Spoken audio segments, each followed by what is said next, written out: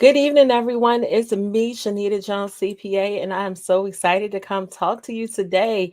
So, welcome to all of the new members. Do me a favor and say hey in the comments so that we can properly greet you. And to those of you that have been rocking and rolling with me for a long time, hello to you too. If you're catching this on a replay, do me a favor and give me a hashtag replay.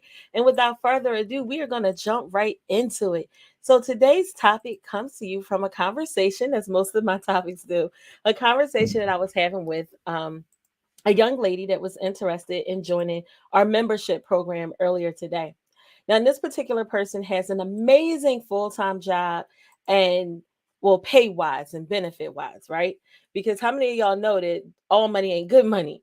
So, pay wise, numbers wise, is looking good, but the way it's feeling, it ain't feeling so good. So, as she began to talk and pour out her heart, she got emotional about some things that she thought was going to happen in her career. It didn't turn out the way that she thought it would, and she was passed over opportunity after opportunity again and again and again, despite doing all the right things and despite giving her very best and giving her all. So the more and more she spoke, the more and more I began to sort of kind of internalize what she was feeling because her journey was a whole lot like my own journey. Hey Shakari, hey Michael. So I began to pour into her and share my story. Y'all want to hear my story? So, if you are like me, I'm the oldest of seven. So, as the oldest of seven, it's always about everybody else and not about you. You don't have time to make things about you. And I realized in talking with her that sometimes I take for granted that people know my story, or I take for granted that my story is it's just basic, right? But there's nothing basic about it. So what happened was I had tried for years and years to climb the corporate ladder. I never wanted to be a CPA. I may be one of the only CPAs I know that never wanted to be a CPA. I actually wanted to be an attorney, but I was afraid of the bar exam. So for some reason, I thought it would be much easier to pass four CPA exams than one bar exam. Lord help me.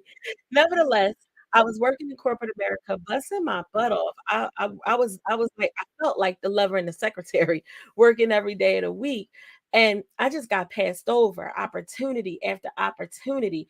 Do anybody know what I'm talking about? Have you felt that way? But I got passed over opportunity after opportunity and I couldn't get it. I was discriminated against. I was a triple threat. I was a woman, I was a minority, and I was overweight. So I call that a triple threat in corporate America. And I was pushing 40, wasn't 40 yet. So somewhere along the line, I realized that they were never going to give me a seat at their table.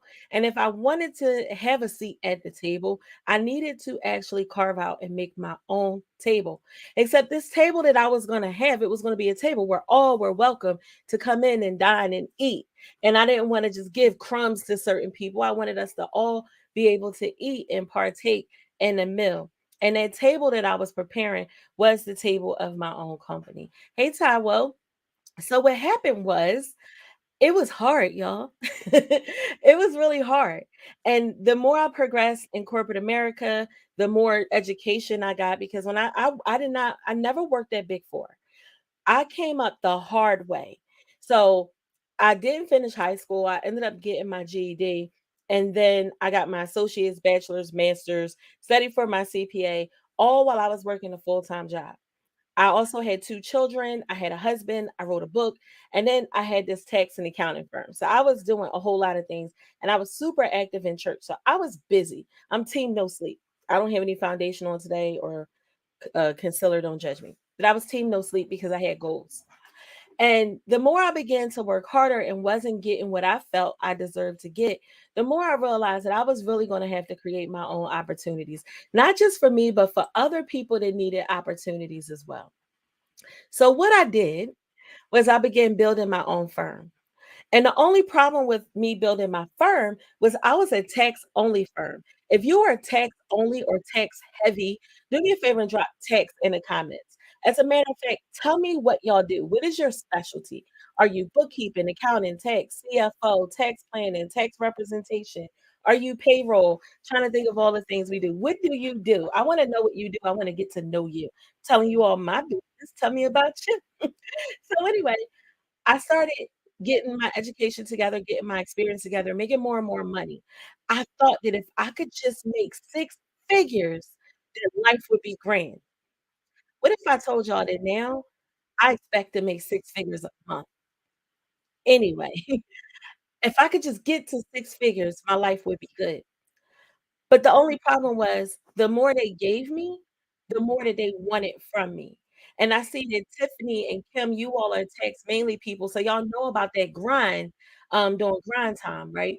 That wasn't popping because I knew that if I was gonna be a text only person, that I was gonna have to work really, really hard during text times, text deadlines. I was gonna have to be team no sleep forever, and that wasn't the kind of life that I wanted. So the first thing I did, and this is your first nugget. How many of y'all still have a 9 to 5 job for right now? I want y'all to start thinking about that 9 to 5 job as your biggest client. Stop thinking about that 9 to 5 job as your priority, because guess what? You are not a priority to them. Nevertheless, I began to sit down and I began to think about it. So this is your first tip, and I want y'all to write it down because I want to make sure y'all hear me and y'all picking up what I'm putting down. So my first tip was I had to reevaluate where I was. I had to reevaluate where I was, how I got there, and how it made me feel. So if you are working in a job or you working with a set of clients and you are not happy, I want you to actually, honestly, seriously, get your remarkable, because y'all know we geeks and we got remarkables. Get your remarkable, your notepad, your pen. Don't type it. I want you to write down exactly how you feel and write down the date because you're going to come back to this, okay? So write down exactly how you feel. And then the second thing you need to do is write down how you wanna feel or how you thought you would feel when you got to this place. So, I realized that I had to get my mind right, but before I could get my mind right, I had to really first understand where my head was at, and my head wasn't where I thought my head was. So, like 4 or 5 pages later, I finally began to realize what I was feeling and what I was thinking. So, you have to get your mind right.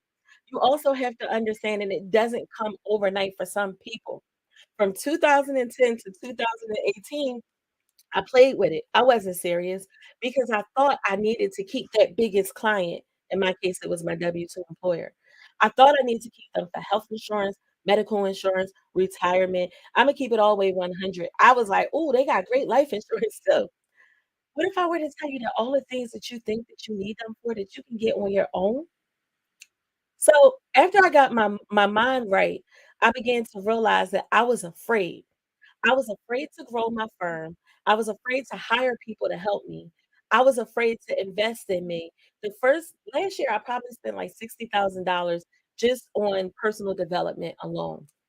But I was so afraid to invest because my business wasn't making the amount of money that my investments were making. Let me make that plain for you. My business was making just under $10,000 a month. But the program that I really wanted to participate in was like $10,000. And I said, "Well, if I get them this $10,000, that's all I made. That's all I make a month. That's too much." In some months, I wasn't even making that. But what if I were to tell you that all I was doing was delaying myself by not investing that money? I tried everything. BNI, ads on Craigslist. I signed up for everybody's free download, free webinar, free everything, and it was good. Those appetizers was really good. But you know how you get an appetizer and they give you all these carbs and you or they just give you all this fluff and you don't really get enough nutrients. There ain't no fiber. There's no real fiber in it. So what happened was I got hungry again really, really soon. And I was hungry and thirsty for knowledge. And I was trying to get it however I could get it, but I couldn't pay for it because my business wasn't profitable. I wasn't making that kind of money. What I didn't understand, even though I thought I got my mind right, what I didn't understand was if I were to actually take the chances on myself and invest in myself, I could flip that money. I could double it. I could triple it. Now I make more in a month than I used to make in a year when I first started this. So I had to get my mind right and I had to learn to bet on me. I was so busy worrying about 401k and IRA and HMO and PPO. Y'all know what I'm talking about, right? I was so busy worrying about those things. But what I didn't realize is like even a retirement plan. I was so secure in it, but I didn't get to decide what they did with all of my money. Even when I worked at companies that let me make a couple selections, first of all, I didn't know what the hell I was doing, still don't. And second of all, I didn't really have a say in everything they did. And the options that I had were only the options that they provided me. So I was gambling, but I wasn't gambling betting on me. I was putting all of my fate in corporate America's hand, right? So the third thing that I realized was that I had to plan.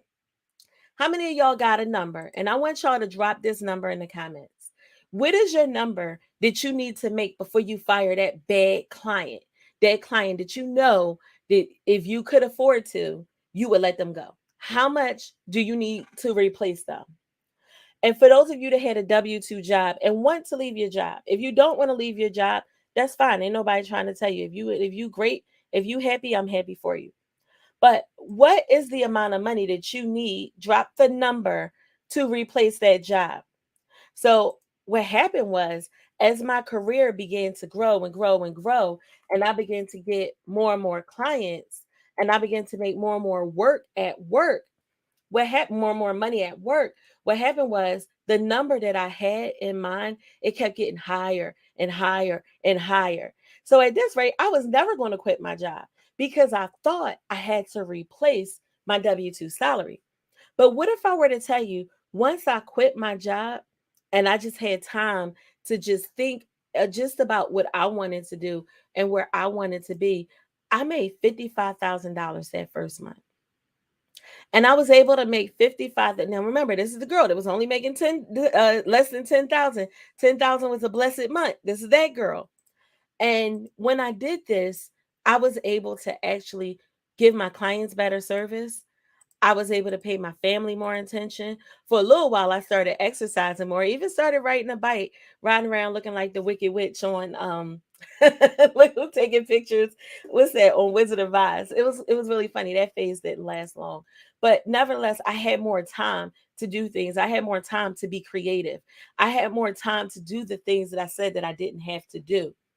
And previously, I was like BNI, Toastmasters. Let me go join this convention. Let me fly all over the country and go to these conferences. Let me send postcards. Let me send letters. Let me spam people on LinkedIn. How many of y'all out here still spamming people on LinkedIn? I ain't judging you. Anyway, I was doing all those things and I had to plan. So instead of thinking about what did I need, and I want y'all to drop them numbers. I don't see the numbers trying to help somebody today. We getting delivered. Okay. So once I discovered that I was setting a goal for myself, but I kept moving a goal away from myself, that I wasn't going to reach it that way, I had to change my case of thinking again. And when I had to change my case of thinking again, I realized instead of asking how much do I need to replace, I need to be thinking, what is the minimum that I need to live? What is the minimum, not the maximum? Because if I had the maximum, I ain't gonna have no reason to hustle. So I started thinking, well, what's the minimum amount of money that I need to sustain myself to have all of the things I need and some of the things I want? And once I came up with that number, I realized that I had far more than that number. So I had to plan that thing out. And I found out that the things that I thought that I needed, I didn't need. And not only did I quit my job, but I was able to retire my husband. I pause when I say that because my husband said, "You ain't retire me. I came over there to work at that accounting firm, and now I work harder than I worked at my day job." And listen, gentlemen, ladies, my husband was a machinist. He wasn't an accountant. He wasn't a tax person. He wasn't a number cruncher person. He was a machinist. He is better at math than me. But that's what my husband did. So not only did I replace my six-figure salary, but I was able to replace his six-figure salary. And now we have a team of 7 employees and 3 contractors. Okay. All over the country and even in another country. So I'm proud of that. So where I am now is I'm at a place in my firm where we are comfortable. We got all the way up and then we decided, you know what? We don't need to be all the way up here. What do we want to do? If you just need, okay, so I'm liking these numbers because when I see these numbers, these are achievable numbers. Somebody said they want 150K. Somebody said they want 10K. Somebody said just 5 to 6K. If you just need 5 to 6K, the easiest way to get that 5 to 6K, this one sounds so stupid, don't come beat me up. Oh, I'm on a computer, you can't get me. The easiest way to get 5 to 6K more is to just do exactly what you did to get to where you are, but just be more intentional about it. Same with 10K, same with 150K. It's gonna take a little bit longer, or you can continue to take the stairs, which is nothing wrong with taking the stairs, it's good, it builds stamina, right? Out here in these organic streets, working that brain muscle, being social, doing social it builds stamina when you climb up the steps, right?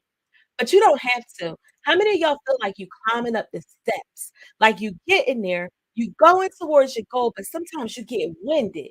Sometimes you feel like, dang, why this got to be so hard? I know it got to be an easier way. Can I get a steps in the comment if you feel like you on the steps? If you on the steps and you tired of the steps, I got some news for you. You don't have to stay there. So, I have a couple of ways that I can help people, that I do help people. The first way, shout out to my students and my accountants, member only. We had a new student join us today. Welcome, Kim. Welcome to the family. I know you're gonna love it there. But Cassandra, I see her on. So shout out to my students. The first way that we can help you is through our larger program, which this is not an open enrollment period. So the only way you can get into that program right now is to talk to me and to complete your application, which is basically talking to me, is to talk to me. But I have something else. I have something else for you all, and that's our break room. So I know back in corporate America, y'all know what I did in the break room? I remember I was working at University of Pennsylvania Health System. See, I ain't like them politically correct people. I name names. I was working at the University of Pennsylvania Health System, and I was in the break room and that's where I used to strategize. I remember coming to work with the yellow pages. I remember coming to work with the white pages, and I had a notebook, always got a notebook, and I was writing down, looking up daycare, looking up, different companies that I wanted to work with, and I was calling. I was on the phone calling them, telling them that we specialized in working with them, and I would send them some more information if they were interested, if they didn't wanna have a call with me right there and then. I'm bold. This is my break room. I got bosses, department directors, doctors coming in and out, and I'm like, "This is Shanita Jones from Jones, Texas," right? Because I knew what I had to do. Wasn't nobody giving me no seat at the table. I had to build my own table. I had to piece that bad boy together. So after they said, "Yes, I'm interested," I would tell them about my services and tell them what we could do for them. Some of them hired me, some of them allowed us to do their taxes, some of them booked the paid consultation, more of them than none hung up on me, and then some of them said, "Yeah, send me something in the mail," and I sent them something in the mail, and you know what I did? I called them back. Few days later, "Hi, this is Shanita from Jones, Texas. We spoke the other day. Yeah, I sent you over a postcard and a letter. Did you get it? Did you have any questions? Are you ready to sign up for our" whatever the name of my package was back then. And that's called presumptive selling. I learned that at McDonald's. I worked at McDonald's for 5 or 6 years. So, at McDonald's, when you was a team leader or a manager, you actually got brownie points or bonus points, and you got stuff for selling more. Yo, how about we used to be hyped over getting new T-shirts, new shirts, we used to be it wasn't even money they was giving us. They was giving their own damn merch that we used to be walking, talking billboards for them, but I was motivated and I was driven. So if we can be that motivated and driven over trivial things, why can't we be that motivated and driven over growing our own? If we could be that trusting and have so much faith and confidence in these corporate people, why can't we have that same faith and confidence in ourselves and our own abilities? Why do we tell ourselves that we have to reach this, replace that in order to get what we want? That thing that we holding on to, and notice I'm saying we because I got some mofos that I need to be letting go of myself. But those things, those people, places, and things that we holding on to, it's just taking up headspace, it's taking up energy, and it's blocking your creativity.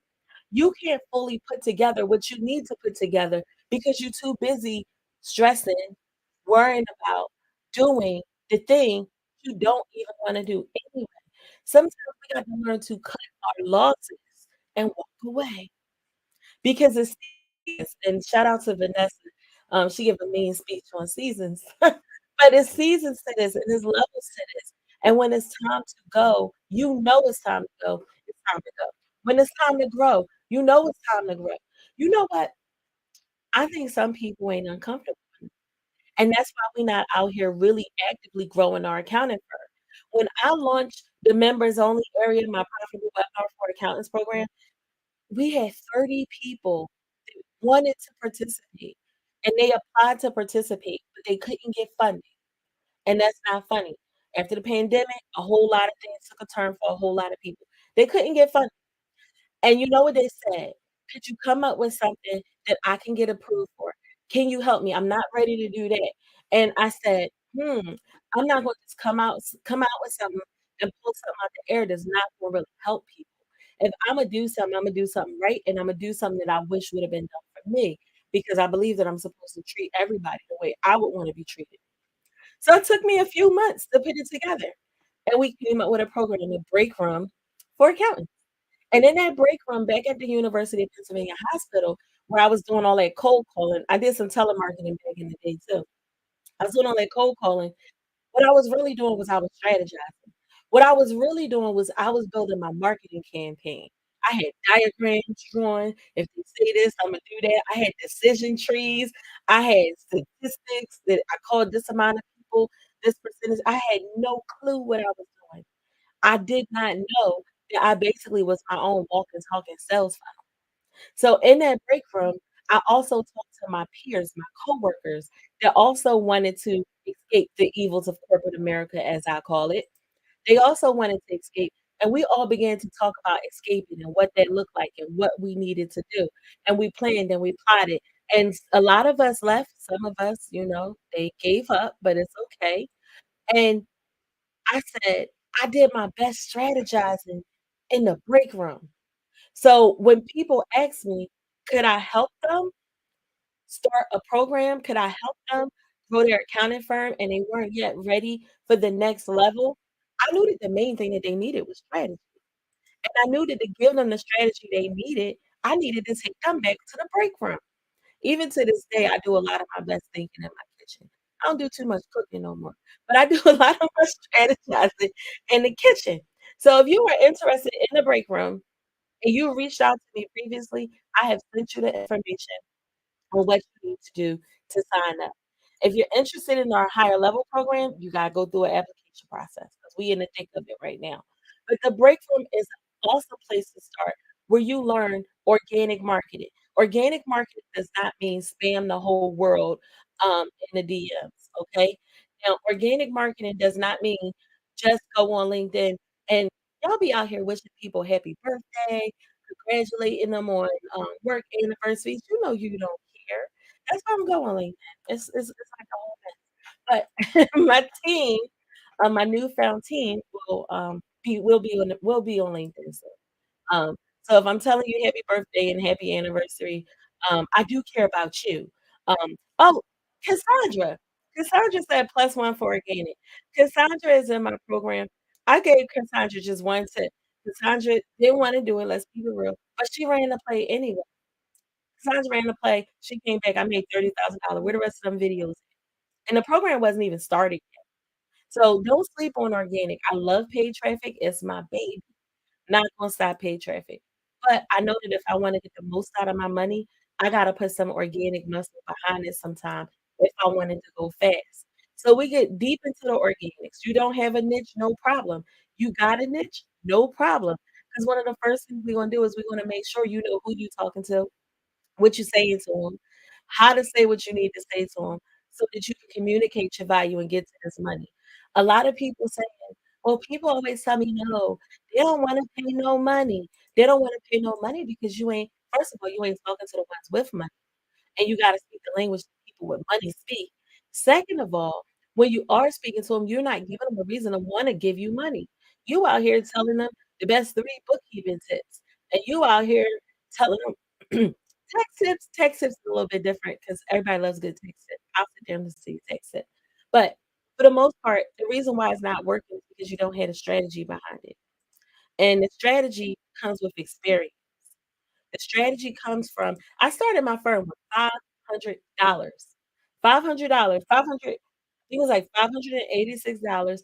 My husband wrote me a check because I needed to buy some software, and, I started with that $500. I never invested another dollar of my own money because I hustled.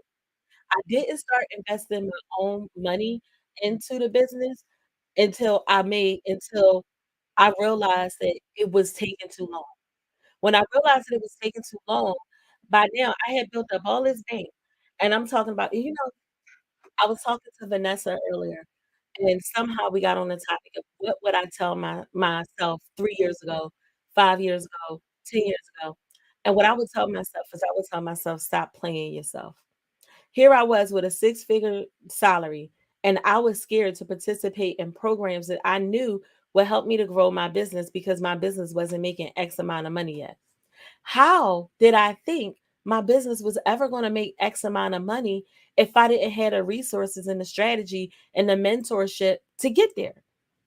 And then I was like, well, I got a day job. I can't watch the record. I can't watch it live. Listen, I used to have my earbuds in. Well, I didn't have earbuds back then. I had wired headphones.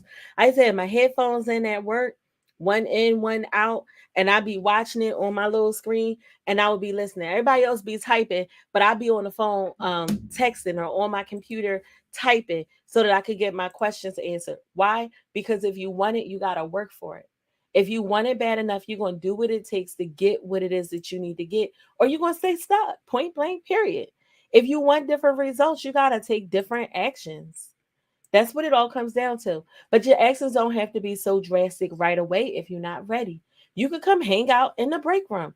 The community is bomb because this is my free community. My free community is good.